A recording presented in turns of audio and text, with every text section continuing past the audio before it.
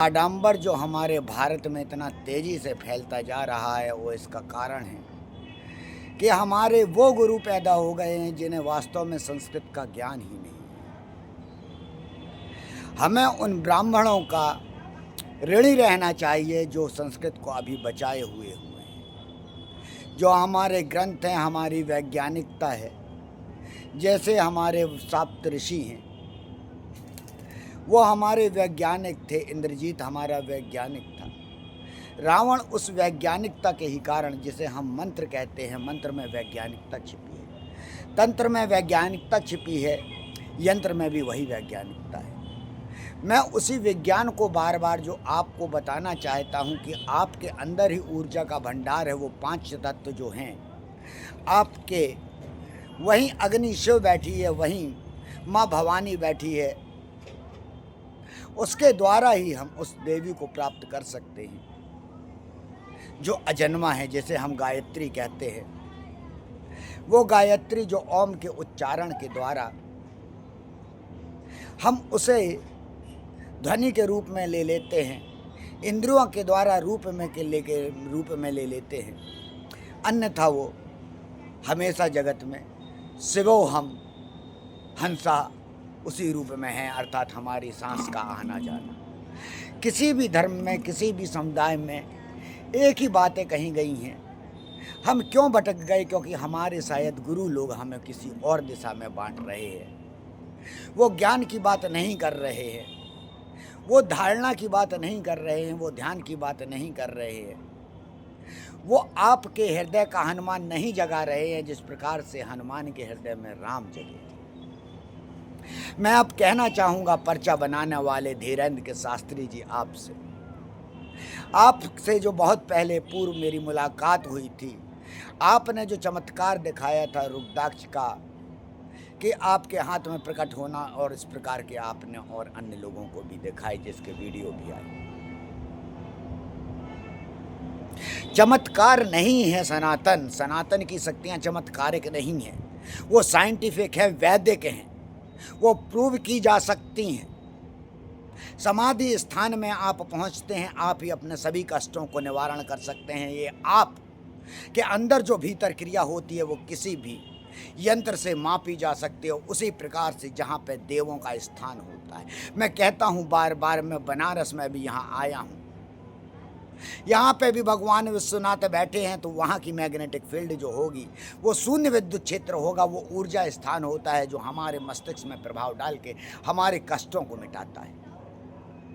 आप पर्चे बनाने वाले धीरेन्द्र के शास्त्री जी, जिस प्रकार से आप आडंबर को फैला रहे हैं, क्योंकि आपके पर्चे बनाने से सिर्फ चमत्कार, ये कला जो मैं लोगों को सिखाता हूँ, अब तक मैं जो धनु स्तंभन विद्या सैकड़ों को सिखा चुका हूँ, लगातार सिखाता जा रहा हूँ, उनको मैं पर्चे बनाने का विधान भी बताता हूँ कि किस प्रकार से पर्चे बनाए जाते हैं। क्या ये वो कला होती है जिसके द्वारा आज एक धीरेन्द्र के शास्त्री को देखते हुए अनेक लोग पैदा हो गए हैं जो इस प्रकार की कलाएं को दिखा रहे हैं। और इससे सिर्फ क्या हो रहा है कि हम मस्तिष्क के गुलाम जो जनता होती जा रही है, हमारी सनातनी होते जा रहे हैं, वो भूत प्रेत के तंत्र मंत्र के आडंबर में इस प्रकार से घुस जा रही है कि वास्तविक ईश्वर की शक्ति, सनातन की शक्ति जो आत्मा में बैठी है, जो परमात्मा से मिलाती है, उसको नहीं समझ पा रहे हैं। जो काशी में वो क्षेत्र बनाया गया, जो कथा आई कि यहाँ पर आकर सब पार्वती आए, तो उस चीज़ को समझिए कि शक्ति यहाँ पे आई, वो शून्यता आई, यहाँ पे वो कोशिश की गई वो चीज़ बनाने की, उन लोगों को बनाने की, वो ब्रह्म के ज्ञान को, जिसको मैं कहता हूँ बार बार कि तुमने ब्रह्मा के मंदिर बनाना बंद कर दिए। मैं स्टार्ट करूँगा, फिर से चालू होंगे ब्रह्मा के मंदिर बनाना, जहाँ चारों दरवाजे खुले हुए होंगे, चारों तरफ सिर होंगे, चारों सभी समुदाय के लोग आ सकेंगे, क्योंकि वो ज्ञान का देवता है, वो ज्ञान की शक्ति है। जानो समझो, ईश्वरी शक्ति को आडंबर से कुछ नहीं होगा। जिस प्रकार से धीरेन्द्र के शास्त्री जी, आपने बहुत पूर्व भी कहा था कि राम जी के 5 बाप थे, 5 बाप थे। किस प्रकार के शब्द का उच्चारण करना एक सनातनी के लिए अशोभनीय लगता है, और शायद कोई आम व्यक्ति ने कहा होता तो जनता, आपकी ही जनता उसे मार मार के पीट के शायद अधमरा कर देती। लेकिन आपके यहाँ भी अगर कोई मर रहा है और जो मृत्यु हुई है, उनको कोई नहीं बचा पाया, वहाँ आपकी बैठी शक्ति भी नहीं बचा पाई, क्योंकि वो स्थान को आपने इस प्रकार से बना दिया सिर्फ चमत्कार के द्वारा, और चमत्कार धीरे धीरे वो पर्चा बनाने का साथ हो जाएगा। क्योंकि वास्तविक साधु सन्यासी संत महात्मा आपको आना होगा। मैं ऊर्जा क्षेत्र पूरे भारत में बनाना चाहता हूँ, पूरे खोलना चाहता हूँ, जहाँ हमारे वास्तविक ऋषि मुनि, जहाँ वेदों का पाठ हो रहा है, मैं वहाँ जाना चाहता हूँ, मैं वहाँ पहुँचना चाहता हूँ। हर क्षेत्र में मैं नहीं पहुँच पा रहा हूँ। मैं ज्ञान की ज्योति जलाना चाहता हूँ, अपने संत महात्माओं को समाधि स्थिति तक पहुँचाना चाहता हूँ, जहाँ का मार्ग बहुत सरल है, बस थोड़ी सा रास्ते का हमें मालूम नहीं चला। क्योंकि जिसके पास ये शक्तियाँ आई, वो शक्ति जिसके द्वारा श्री कृष्ण ने अर्जुन को मात्र 45 मिनट में उस स्थान पर पहुंचा दिया था, जहां पर सर्वस्व ज्ञान हो जाता है। सभी ब्रह्मांड दिख जाते हैं, सभी देवी देवता दिख जाते हैं, जितने पूर्वजों को देखना चाहो वो दिख जाते हैं। लेकिन इसके पीछे का मूल्य जो शिव तत्व बैठा है, वो शून्यता, वो तुम्हें शिव का तत्व ही समझा सकता है, जो भीतर जाके ही मिलेगा। इस इंद्रियों के द्वारा कोई भी शक्ति नहीं प्राप्त होती, ये ध्यान रखो। सभी शक्तियाँ, जितने मंत्र तंत्र यंत्र तुम समझते हो, वो माध्यम होते हैं। वो धारणा की शक्ति जब तक तुम्हारे भीतर नहीं पहुँच पाएगी, वो कोई भी क्रिया नहीं कर पाएगा। चाहे जो भी संत महात्मा हो, मैं साफ साफ कहता हूँ, ये आडंबर है कि तुम कह रहे हो कि तुम्हारे कार्य करने से दूसरों के कार्य होते हैं। नहीं हो सकते। तुम्हारा ईश्वर तत्व सुन ही नहीं सकता, क्योंकि तुम जिसको भगवान को तुम बुलाना चाहते हो, जिससे अपनी बात कहना चाहते हो, उसका तुम्हें माध्यम ही नहीं मालूम है कि किस प्रकार से वो ईश्वरी शक्ति सुनती है। परमात्मा की शक्ति सुनती है, बिल्कुल शक्ति सुनती है, लेकिन जब तुम आत्मा से बोलते हो तब वो परमात्मा की शक्ति सुनती है। उस आत्मा की शक्ति को बल देता है तुम्हारा वीर, तुम्हारा रज, जो तुम्हारे भीतर ही बनता है। मैं बार बार कहता हूँ, सभी शक्ति का उत्थान जो है तुम्हारे भीतर ही है। वही स्फुटित होकर तुम्हारे ऊपर चढ़ता है, वही तुम्हारी इंद्रियों को ज्ञान देता है, जागृत बनाता है, तुम्हारे बालों को काले रखता है, तुम्हारी नेत्र ज्योति को बढ़ाता है, तुम्हारे काने की क्षमता को बढ़ाता है, तुम्हारी सांस की गति जो रोकना अति आवश्यक है। वायुपुत्र हनुमान जो सांस है, वो हनुमान को तुम समझो। जिसको इन्होंने दिखा के पूंछ वाला बंदर बना दिया, वो पूंछ वाला बंदर नहीं है मूर्खो। उस वायुपुत्र हनुमान तत्व को समझो, ज्ञान को समझो।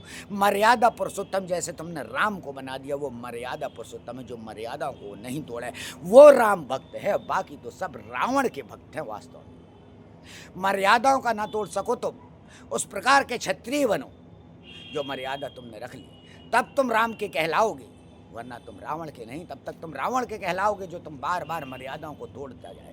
मर्यादाओं को तोड़ने वाला रावण मर्यादाओं को बचाने के लिए विभीषण भगा और राम के पास आया। मर्यादाओं को तोड़ने वाला बाली, और बाद में मर्यादाओं को तोड़ा किसने? विभीषण ने भी, अपनी भाई की पत्नी से विवाह करके। उसी प्रकार मर्यादा को तोड़ा